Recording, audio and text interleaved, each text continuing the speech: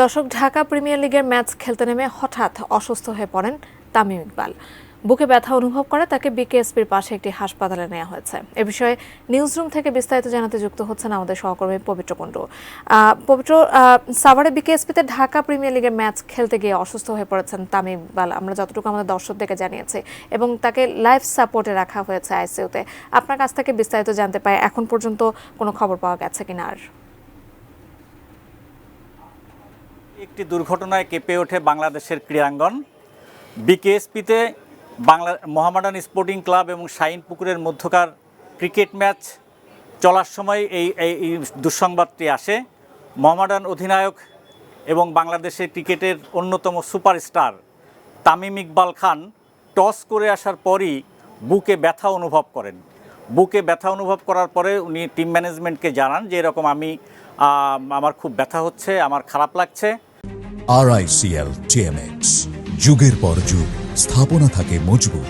তারপরে তাকে দ্রুতই নিয়ে যাওয়া হয় পার্শ্ববর্তী সাভারের একটি হাসপাতালে, কেপিজি হাসপাতালে। সেখানে নিয়ে যাওয়া হয়। তার হৃদরোগ ধরা পড়ে এবং সেখানে তার এখন যা শোনা যাচ্ছে মোহামেডান ক্লাব সূত্রে এবং ক্রিকেট বোর্ড সূত্রে যা শোনা যাচ্ছে যে তাকে রিং পরানোর উদ্যোগ নেওয়া হয়েছে এবং ডাক্তারদের নিবিড় পর্যবেক্ষণে আছেন। তো সবাই খুবই বিচলিত ছিলেন। আমি মোহামেডানের ম্যানেজার তরিকুল ইসলাম টিটুকে ফোন করে জানি যে তারা সবাই বিচলিত, কারণ এরকম অবস্থায় খেলতে গিয়ে অসুস্থ হয়ে পড়বেন তামিম ইকবাল, এটা ধারণাই করা যায়নি এবং অবস্থা বেশ গুরুতর ছিল।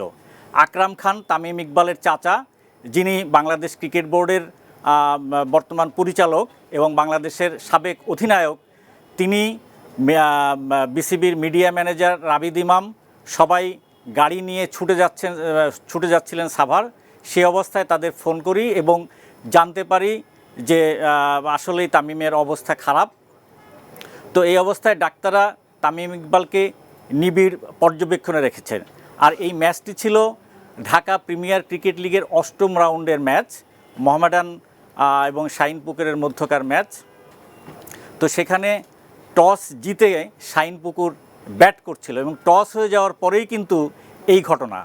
তামিম ইকবাল বুকে ব্যথা অনুভব করেন এবং এমনই তীব্র ব্যথা যে তিনি আর ওই জায়গায় টিকতে পারছিলেন না। তাকে সঙ্গে সঙ্গেই নিয়ে যাওয়া হয় হাসপাতালে। এবং আমরা তামিমের ঘনিষ্ঠ সূত্রে আরও যেটা জানতে পেরেছি, তাকে খুবই নিবিড় পর্যবেক্ষণে রাখা হয়েছে এবং প্রয়োজনে আরও উন্নত চিকিৎসার জন্যেও ব্যবস্থা নেওয়া হবে।